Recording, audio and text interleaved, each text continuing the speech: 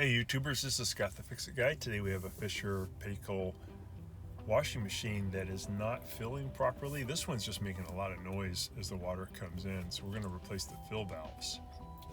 So we'll unplug it or turn off the power. We'll turn off both water valves for the hot and the cold, all the way to your right, all the way clockwise, as tight as you can get.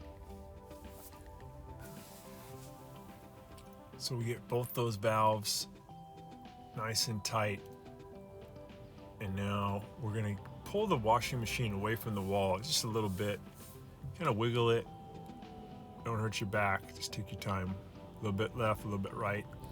You only need about maybe a foot away from the wall is fine. And I'm going to use a pair of pliers to kind of loosen these hose clamps that are the water hoses that are on the back of the washing machine. Make sure you got this valve all the way off. Sometimes you can just do it by hand, but occasionally the installer will have turned the hoses on there with pliers, so they're a bit tight. Let me get this lid off too. I'm just going to lift it up 90 degrees and pull it straight up. It'll come right off.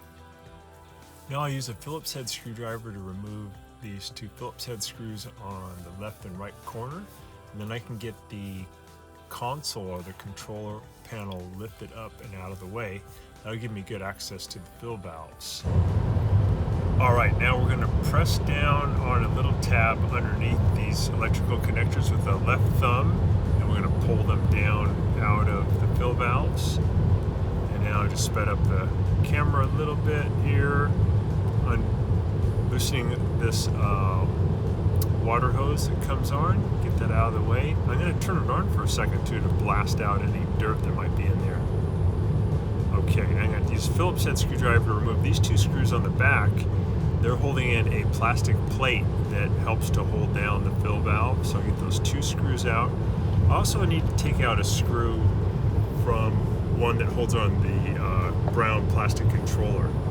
I'm also loosening up this hose. I'll do the same thing. I'll blast some water through it, make sure there's no debris in there. Okay, and I'm gonna bring that over to the left here to remind me where that hose goes. It's the one that goes to the left when I reinstall it. That really helped. So this little screw right here we see with the red arrow, that's holding on the control, the brown plastic controller. You want to take that out, and that's going to help you to lift up this white thing that the fill valves are connected to. You also want to lift up on this plastic piece pictured with the red arrow. That's also holding in that whole assembly. And once you get that out, you can lift the fill valves out from inside their case. And then they have like on the old valve, they have a little rubber sleeve. You want to use a flathead screwdriver to carefully lift up, and just take your time so you don't rip it. You want to get that off of the old valve and then go ahead and put that on the new valve. We'll put a link in the description below where you can get these new valves. They're pretty inexpensive. And once you get the sleeve on there, you go ahead and push the new valve in. We're going to do the same procedure with this other side. We're going to get off the sleeve, put it on the new valve, and then wiggle it all the way in as far as it'll go. We're going to take this whole assembly and just push it back into position. We'll feed the valves through these holes, bring the assembly down, put the brown plastic controller back over it, and then add that Phillips head screw that holds it in.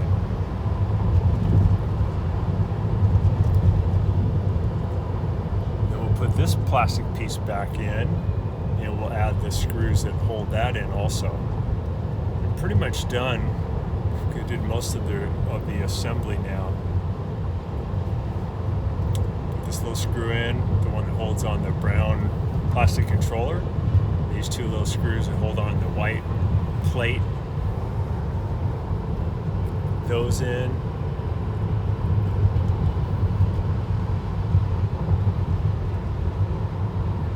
I'll put the hoses back on. So you might want to do this whole procedure if you notice that the machine is not filling well, or maybe it won't even advance to rinse because there's no cold water coming in. Or you might, in this case, we just heard a loud sound as water was coming in because the valves are getting worn out. We'll go and put the power connectors back on. We have the wires kind of pointing up. We wiggle them all the way in. We'll do the same on the other side. And now we'll tighten up those two hoses. We'll put the control panel back in, slip it into the front, and then we'll set it down in the back, and we'll add 2 Phillips head screws that are holding that in.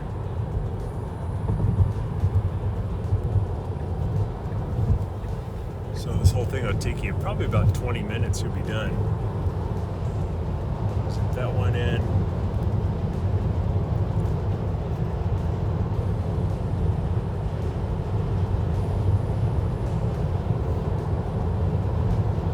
That one in.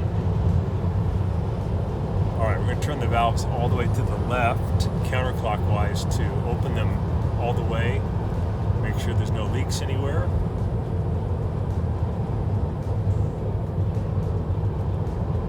Sometimes when you move these valves, they haven't been moved for a long time, there'll be a little leak, but if you move the dial around, usually that leak will stop. We're putting the top piece, sliding it back into position, lowering it down. And then I'm just going to use my knees to push the whole washer back in toward the dryer. And we'll plug it in, turn it on, and run a cycle, make sure it's filling okay. On this machine, you can lift up the lid anytime you want, except during spin, to see how the water's doing. And it should be shooting in pretty strong. If you ever lift up the lid and you notice there's very little water going in, it could be that it's got a clog on this little filter that we see here. You might just need to clean away some of that debris. Or it could be that the valves are just getting worn out and we got to replace them.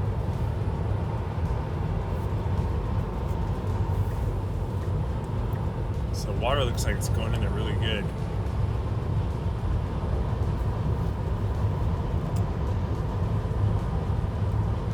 It's common for these valves to fail at about 4 or 5 years into the use cycle, but they're really easy to replace.